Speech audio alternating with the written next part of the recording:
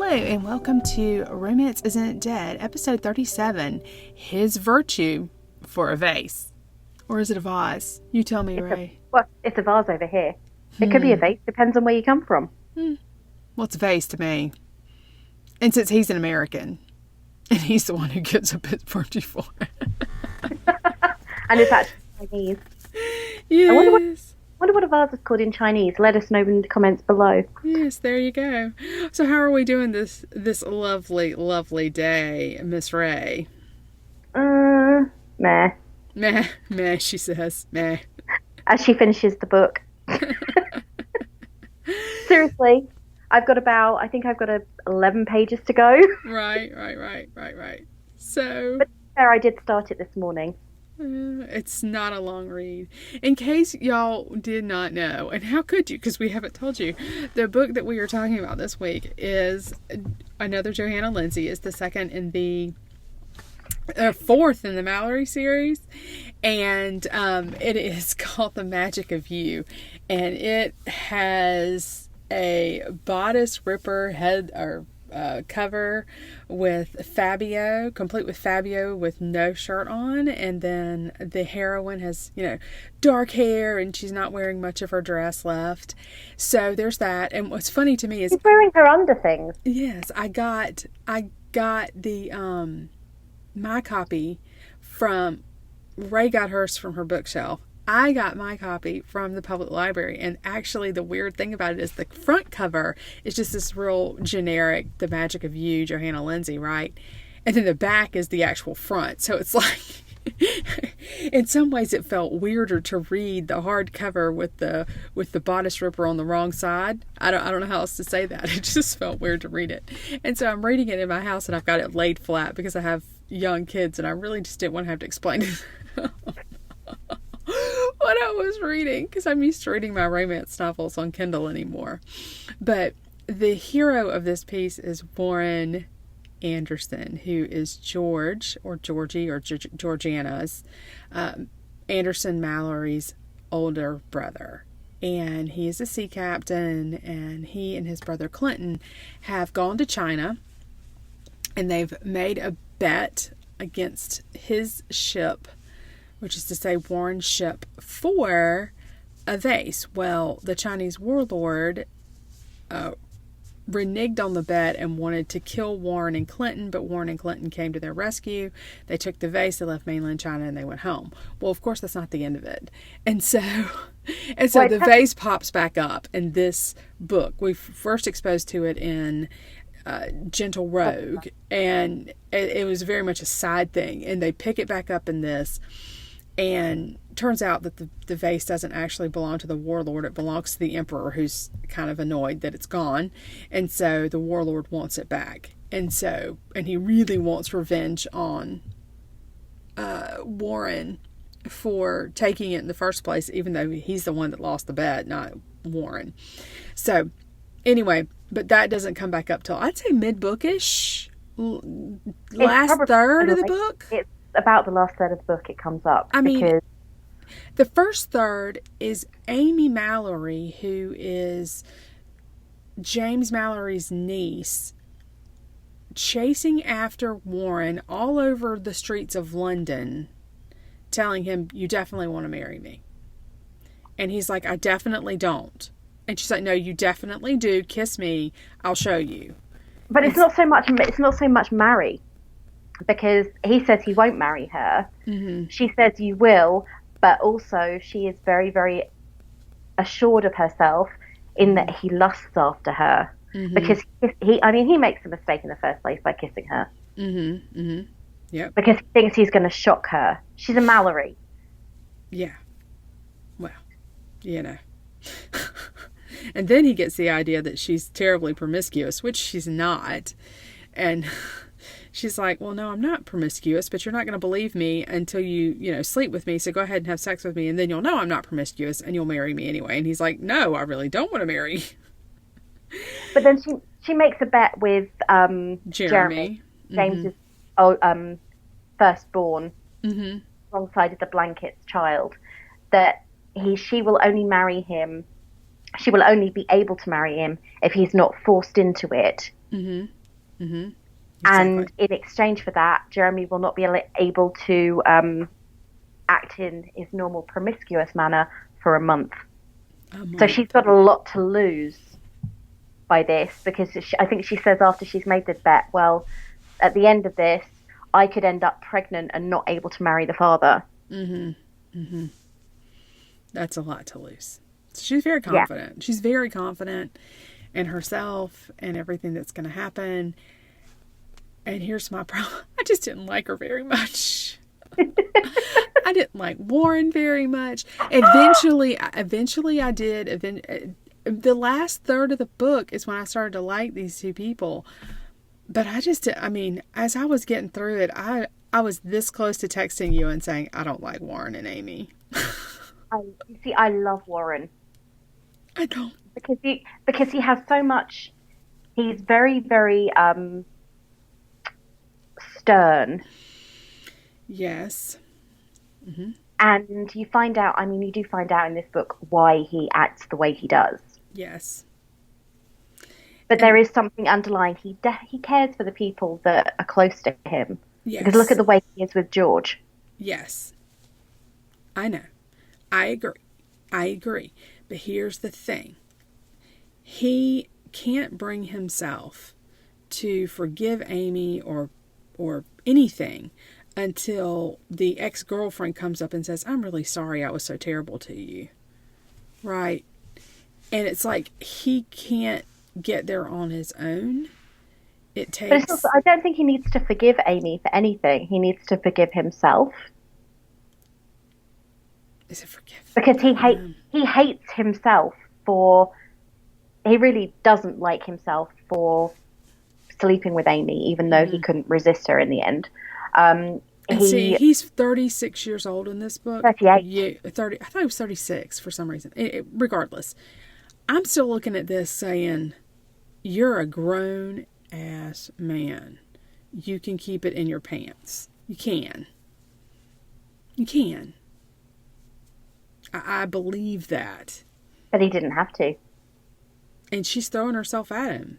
Yeah. And I mean, you know what? I'm in all the for end, female empowerment, but I'm just saying. well, she remembers what Jeremy says to her in the last when he said, "Oh, it's over now. This is done." And she remembers what Jeremy said: "A man cannot resist a woman who turns up and is naked." Okay. Okay. Sure. Sure. You think about it. This is during the time when flashing your ankles was considered scandalous. Yeah, but come on. Come on. Really? Okay. Okay. And James didn't act any different with George. But I like James better. I like James better. James makes me smile. Warren, not so much. Yeah, but Warren doesn't smile either. I know. I know. I know. I wanted to hug him. See, that was the thing. I wanted to hug him. I felt so. He seemed so distant from everything. Right. And you know what, though? He wouldn't have hugged you back. He would have just stood there with his arms clasped to his side. Yeah, but that's fine because I'm kind of introverted. I wouldn't have felt trapped then. That would have been absolutely fine.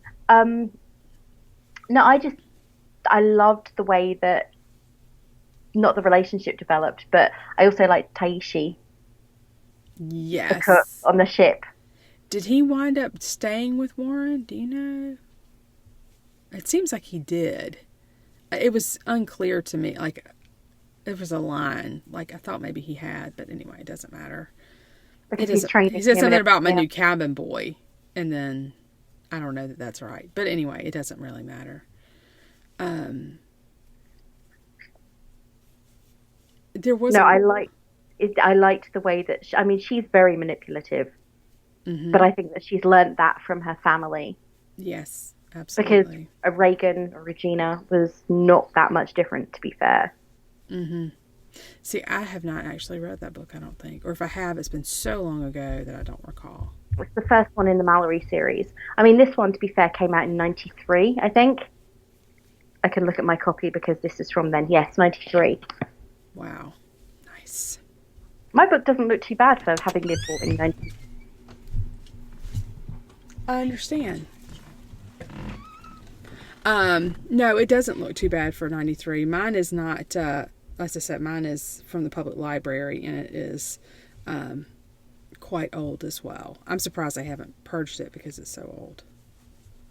Well, they purge our books by selling them. Well, they do that too, but I need to join the Friends of the Library so I can go to the Friends of the Library book sale and be one of the first in the door. Yeah, probably a sensible move. There's not even a place to store them. My house isn't big enough. I don't think mine's big enough either, but I do manage it. So.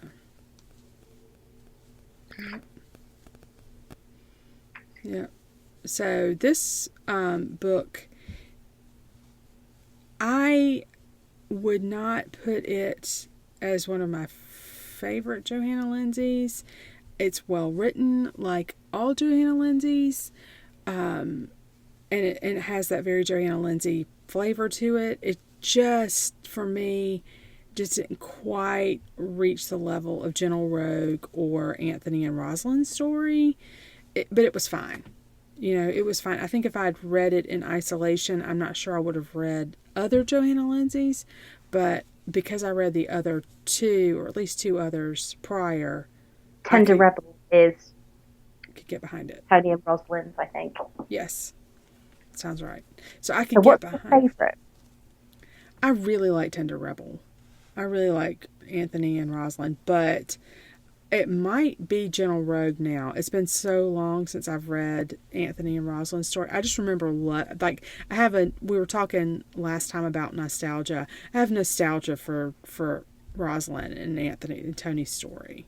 And I'm not sure if it would hit the same way now as it did, but the nostalgia being there, I really enjoyed it. And then I really liked Gentle Rogue that we read for last month, but that might have surpassed it because I don't have the nostalgia for that one. Does that make sense? Yeah. I'd have to reread Anthony and Rosalind's story, but I'm just not in the mood to reread Anthony and Rosalind's story. If that makes sense too. Oh, it makes total sense. I mean, you saw, I finished The Magic of You this morning. Mm-hmm. Mm-hmm. I've been reading all week, but I have been reading other books. Mm-hmm. That makes sense. That makes total sense. I've been reading books for my personal podcast because I read a lot of different, not necessarily romance-focused books for that. Mm-hmm.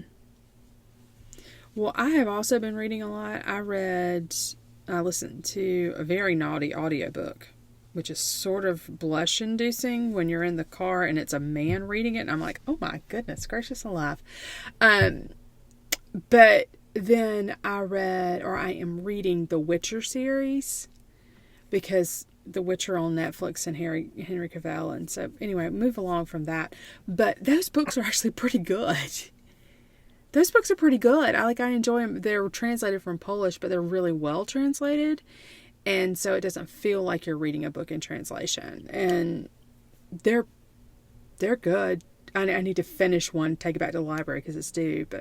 And then I've got another one. I've got the third ready to go. I've got it here at the house. So, I've been reading a lot. It's just, I'm just not in the mood to read another Regency right now. From Johanna Lindsey. But because I read that one, right? So, but that's two in a row that I've read, and I'm like, okay, let me move on. Let me read something different right now. And that's the thing for me. I got to be in the mood to read something specific. So yeah, it's kind of the same with me. I've got a kind of comedy murder book to read from NetGalley. Mm-hmm. And I need to read it to write my review, and I'm not in the right frame of mind to read it right now. Mm-hmm. Exactly. And I need to. Right. No, it makes sense. It makes total sense. So, would you recommend this book, do you think? The Magic of You? What do you think? I did already. Okay. Because I talked about it a lot in the last episode we did where we talked about Gentle Rogue, because it is my favourite in the series because I love Warren.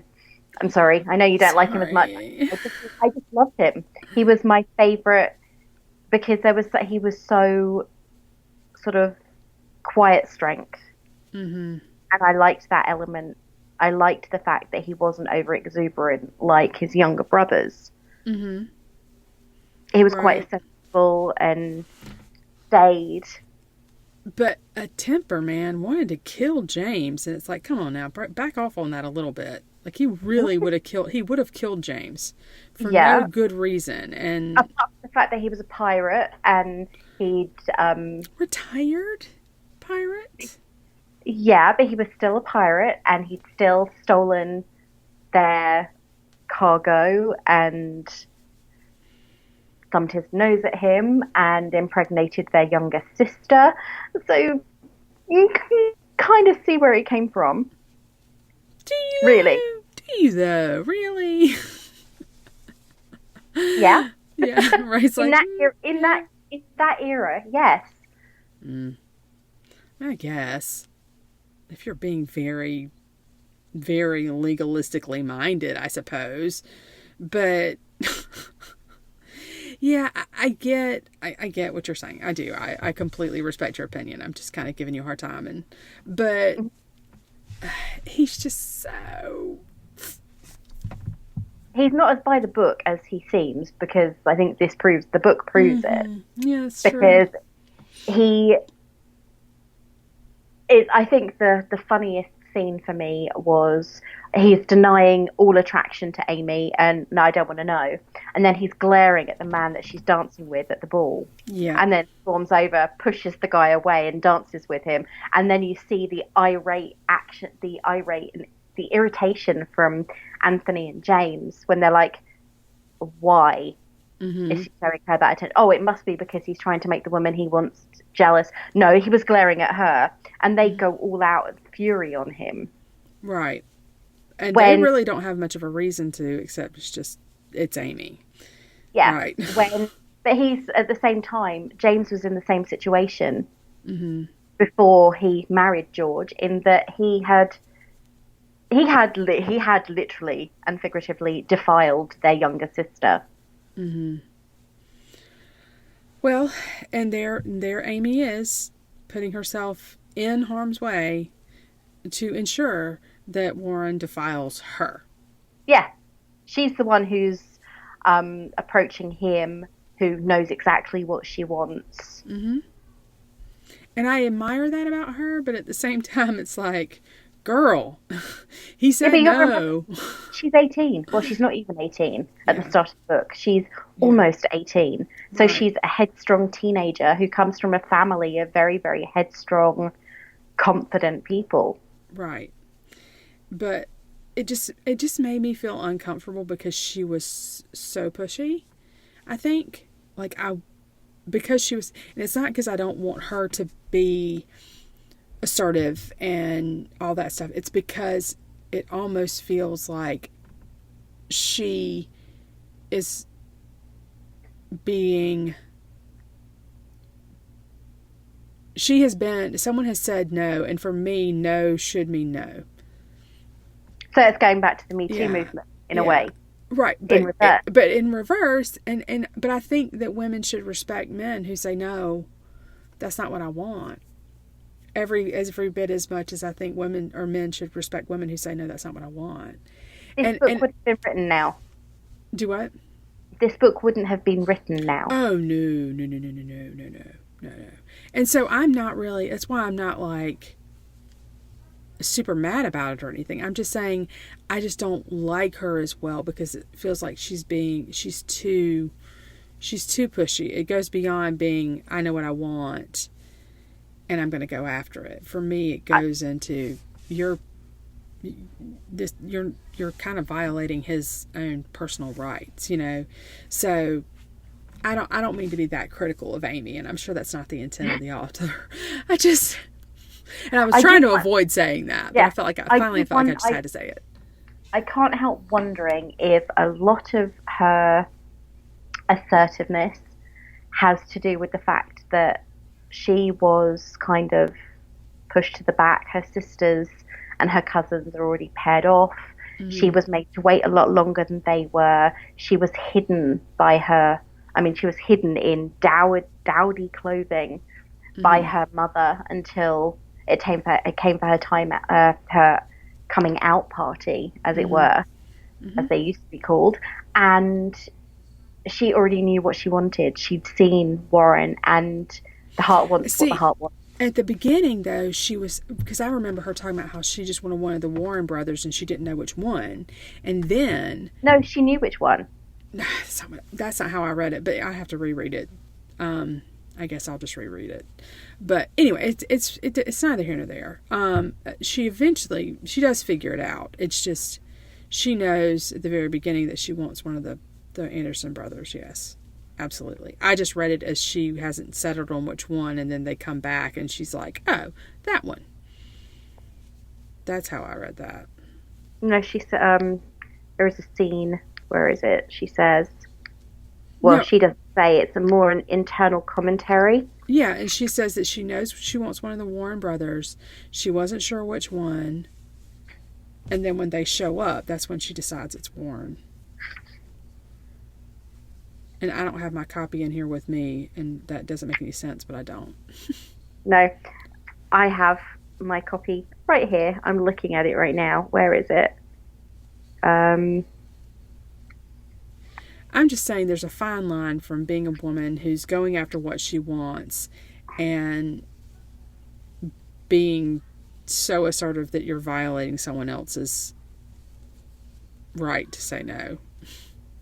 Yeah, she actually says, it was ironic that what had made today most special for her, aside from the fact that she'd been waiting forever for this chance to join the adult world and her come out had been a resounding success, was overhearing Aunt George and Uncle James discussing that all 5 of her aunt's brothers were returning to England for the birth of her first child.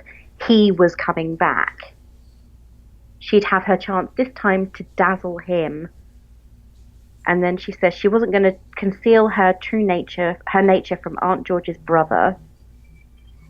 Oh crap, my mum's phoning. Shit. Sorry about that. That's my mother, and excuse my language. It always happens when you're unsuspecting. My mum just called. Mm-hmm. I know that she mentions here, she says, oh, there was no help for her, none at all. And where is it? She mentions Warren, but she definitely only says, here we go. Why hadn't her drafted feelings settled on an English man? But it is only one man, she mentions. I thought I swear she had an internal monologue where she said she knew she was going to marry one of the Warren brothers. Here we go. She says, Amy had been depressed for a while after finding out that of the 5 handsome Andersons, and they were all quite exceptional, that the one she'd picked was actually the least suitable for her. It wasn't as if any of the other brothers had made her feel that way, or any other man for that matter. Okay. There was no help for it, none at all. So she mentions that there's only one. Okay. Well, there you go. I was reading too fast, I guess. Yeah. All right. Quick early at the beginning of the book, actually, that she's has an internal monologue on her coming out at the night of her coming out. She says, she's doing this almost because she has to. It's great that she's becoming an adult and everything else, but she already knows, she's already set her heart and her mind on one person, and that is all she's going to do, is find him or get him, because she already knows where he is. And conveniently, he's on his way back to England to see his sister. Okay, so, chili pepper rating. They do not have a whole lot in this book until the last third. Not even the last third. I'd say it's probably the last quarter. Yeah. They have some kisses and some steamy scenes between them, but nothing explicit. Yep. And even their first time together is very, very quick. Mm-hmm. It's over in half a page. It really is. It was like, so I wouldn't. You'll miss it. Yeah, this is not standard Johanna Lindsey in terms of heat, I would say. It's not. Yeah, see, I wonder if that's because the female character is much younger. I don't know, though. 18's not that. Oh, you're talking about 18 and then the 18-year age gap kind of thing? I don't know, maybe, but that doesn't. I don't know. If I'm accepting that she's 18 and she's going to marry someone who's 18 years older than her, I'm not going to quibble over them. I don't know, maybe, but it just doesn't. It's not as. It's not the 2 books prior, that's for darn sure. Yeah, that's because it's not your favorite. Yeah, well, that's not why it's not my favorite. It's just that again, I'm having trouble with, I think, Amy mostly, and it's kind of, yeah. But I've already stated those reasons. Well, I mean, I'm not going to tell you not to read this book. In the end, I liked it. I wound up liking her a lot better, and I wound up liking him a lot better. As the book drew to a close, I liked them, but it just was at the most of the book, I'm like, and I don't know that I would have actually finished this if I didn't have to finish it. So that's a thing. And I'm sorry to say that because I know it's your favorite. I'm sorry. All right. So for next month, Ray was very kind and generous and let me pick a book that wasn't a panicked pick. Yeah, but that's only because I knew that my pick was going to be a large book. She's going to kill us all, y'all. Okay, the book I picked was J.R. Ward's The Bourbon Kings. And it's relatively recent. I'm not sure the exact year on it. It's widely available from libraries and whatnot. So next month we will be talking about The Bourbon Kings. And it is about a horse race. And I guess it will be appropriate for April because the Derby's coming up. The Kentucky Derby is coming up at the beginning of May. So... Is it going to go ahead? Is it going to go ahead? The Derby? Yeah. I don't know.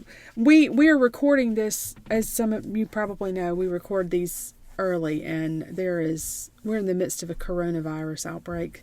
So it's hard to say. I mean, we've got a horse race coming up here in South Carolina at the end of March, and I'm assuming that it's going to go ahead and go, but we'll find out. They're cancelling loads of stuff at the moment. The Geneva Motor Show, South by Southwest. The Geneva Motor Show, Geneva Motor Show, which is one of the first big motor show in the year, was cancelled with less than a week to go. The London Book Show was cancelled this year. They have cancelled or postponed. They're talking about postponing the start of the 2020 Olympics in Hong Kong. Mm-hmm. There are loads of things going on right now that are changing the way people do things. Mm-hmm, mm-hmm. Yeah. So I have no reason at this point to think that the Kentucky Derby is going to be canceled. But even if it is, we have a book to read that will make us want to put on our fanciest fascinators. I have not read it, but it is, I started it, put it down because something else came up. I think probably the book that I was reading for this podcast came up, and I put it back down, and I realized at that moment that I was not going to get that book finished unless I forced myself because I really want to read it. I was like, no, I'm going to read it for the podcast because it is a romance. So I think at the heart of it, it's a romance. So that's where we are. Is there anything else that you wanted to add today, Miss Ray? We are also going to be looking at the Gwyneth Paltrow version of Emma in April. Okay, wonderful, wonderful. Very fun, very fun. Mm-hmm. And we may be kind of doing a little bit of a series on that, but we will see how that turns out, right? Yep, definitely.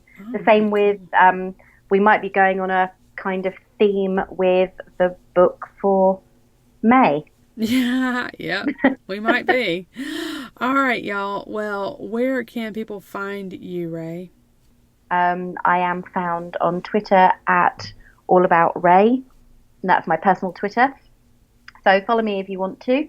And also at ISN Romance is our general Twitter. It's been a little bit quiet there of late because I've been super, super busy. but it should be picking up again soon. So apologies to anybody who's been going there and going, but they're not updating on anything. It will happen, I promise.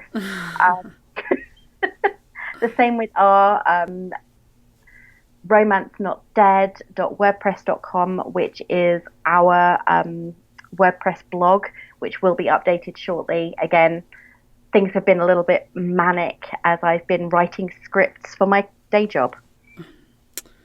Stupid day job.